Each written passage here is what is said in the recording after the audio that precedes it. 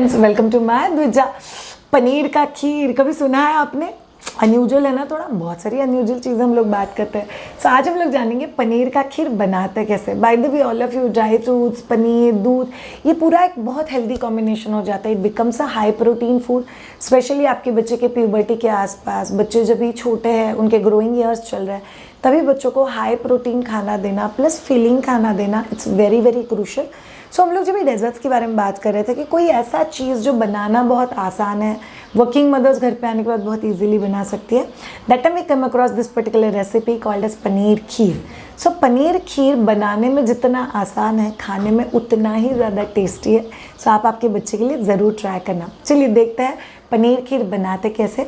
और रेसिपी के उस तरफ हम लोग आज एक बहुत इंपॉर्टेंट क्वेश्चन का जवाब जानेंगे कि एग्जैक्टली एनिमल मिल्क बच्चों को कब से देना है, कैसे देना है, और एग्जैक्टली उसका बच्चों के बॉडी के ऊपर इफेक्ट क्या होगा।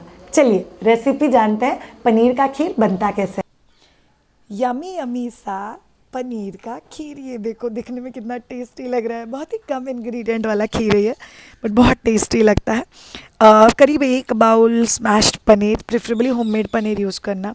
1 बाउल दूध, उसके साथ आपको ड्राई फ्रूट्स का पाउडर चाहिए, थोड़ा सा गुड़ का सिरप चाहिए और इलायची पाउडर।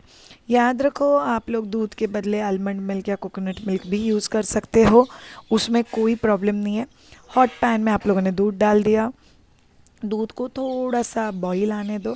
एक बार दूध को बॉईल आ गया, फिर उसमें आप पनीर डाल दो। स्मैश पनीर डालने के बाद उसको अच्छे से हिलाओ, चिपकना नहीं चाहिए। और उसकी जो भी गुठलियाँ है, वो जैसे जैसे दूध गर्म होगा वैसे वैसे वो गुठलियाँ बहुत इजीली उसको स्मैश कर पाओगे। मीडियम फ्लेम पे आपको पकने देना है जब तक वो बहुत अच्छे से एक थिक मिक्सचर नहीं बन जाता है। फिर आप लोग उसमें जैगरी का लिक्विड जो बना हुआ है वो डाल सकते हो, या आप लोग जैगरी भी डाल सकते हो। फिर उसमें डाला ड्राई फ्रूट पाउडर, फिर उसमें डाला इलायची पाउडर और उसको अच्छे से मिक्स कर दो। ट्रस्ट में ये बहुत टेस्टी लगता है, किसी डेजर्ट की तरह लगता है जब भी आप लोग इसको खाते हो। ये बच्चों के लिए बहुत फिल्ड फूड हो सकता है। लग रहा है ना आसान और टेस्टी। यस, इसकी बेसिक रॉ मटेरियल आपके घर में तैयार होने चाहिए। जिन लोग के पास जैगरी का सिरप नहीं है, डू नॉट वरी, आप जैगरी डाल सकते हो। वो पिघल जाता है एक बार गर्म होने के बाद, जैसे ही पकेगा वो पिघल जाएगा। So don't worry about it too much. But याद रखो all of you, milk and milk products they are rich source of calcium. But again अभी जो हम लोग दूध हमारे घर पे आता है वो इंजेक्शन, फिर पाउडर का दूध, कुछ ना कुछ उसमें मिक्सिंग किया हुआ है। ऐसे बहुत सारी चीज़ें हम लोग गूगल पे पढ़ते हैं। That's why lot of people are shifting to vegan food. But again हम लोग को याद रखना है कि as per Ayurveda one of the best source of calcium can be गाय का दूध। बट कौन सी गाय होनी चाहिए? देसी गाय जो हम लोग बोलते हैं, उसकी गाय का दूध अगर हम लोग को मिलता है, so that can be very very effective. So milk and milk products ideally आपको बच्चे को देने हैं right after 1 year in any form. और 6 महीने के बाद आप मिल्क प्रोडक्ट्स बच्चे को दे सकते हो, जैसे कि पनीर है, चीज़ है, दही है, छाछ है। बट दूध आपको 11 महीने के बाद चालू करना है।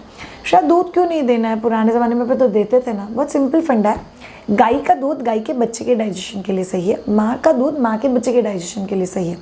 सो माँ के दूध का जो कंपोजिशन होता है और गाय के दूध का जो कंपोजिशन होता है, इट्स नॉट सेम। सो जो न्यूट्रिएंट्स एडिशन है उसमें वो सेम नहीं है। सो माँ के बच्चे का रिक्वायरमेंट ये बहुत अलग होता है। बहुत सारे न्यूट्रिएंट्स ऐसे होते हैं जो माँ के दूध में नहीं होता है, जो एनिमल मिल्क में होता है, बट तभी वो बच्चा डाइजेस्ट करने की कैपेसिटी नहीं रखता है। इसलिए early introduction of animal milk is not a good idea. जिन जिन बच्चों को कॉलिक का इशू है, बच्चा बहुत ज़्यादा गैसेस पास करता है, उन सभी बच्चों के लिए आपको याद रखना है कि आप एनिमल मिल्क बहुत संभाल के यूज़ करो। थर्ड, एनिमल मिल्क में लैक्टोज होता है और बहुत सारे बच्चों को लैक्टोज इंटॉलरेंस भी होता है। जब भी आपके बच्चे को एनिमल मिल्क इंट्रोड्यूस करोगे, आपको ध्यान में रखना है कि क्या ये मेरे बच्चे को डाइजेस्ट हो रहा है। और अगर डाइजेस्ट नहीं हो रहा है तो हमको उसके लिए क्या करना चाहिए। अगर डाइजेस्ट हो रहा है तो हम लोग इस चीज़ को कैसे आगे लेके जा सकते हैं। सिंपल टिप्स है। बच्चों को आप एनिमल मिल्क 11 महीने के बाद इंट्रोड्यूस करो। बच्चे ने बिल्कुल नहीं पिया तो डोंट वरी, दही, चीज़, पनीर, छाछ, ये चीज़ें बच्चे के डाइट में रखो। कितने क्वांटिटी में बच्चे ने दूध पीना चाहिए? एज लेस एज 30 ml भी अगर बच्चा पीता है, इट्स एब्सोल्युटली ओके। बहुत सारे बच्चे फ्यूचर में जाके दूध के लिए टेस्ट डेवलप करते हैं। बहुत सारे बच्चे लाइफ में दूध के लिए टेस्ट कभी डेवलप नहीं करते, उनको दूध पसंद नहीं आता। कुछ कुछ बच्चे चीकू मिल्क शेक के फॉर्म में दूध लेना प्रेफर करते हैं, कुछ कुछ बच्चे दही पनीर चीज़ ये लेना प्रेफर करते हैं। बट जो भी आपके बच्चे का लाइकिंग है थोड़ा बहुत आप उसके हिसाब से आराम से ऑल्टर कर सकते हो, बट मिल्क विल हेल्प। आप में से कोई अगर कंप्लीट वेगन डाइट पे शिफ्ट होना चाहता है, then the almond milk coconut milk also can help. शायद न्यूट्रिएंट वैल्यू सेम है क्या, फिर बच्चों को सारे न्यूट्रिशंस मिलेंगे क्या? No, to be very honest it's not like that. कुछ कुछ चीज़ें मैनेज हो जाती है, जैसे ragi is a richest source of calcium जब भी हम लोग ग्रेन्स की बात करते हैं।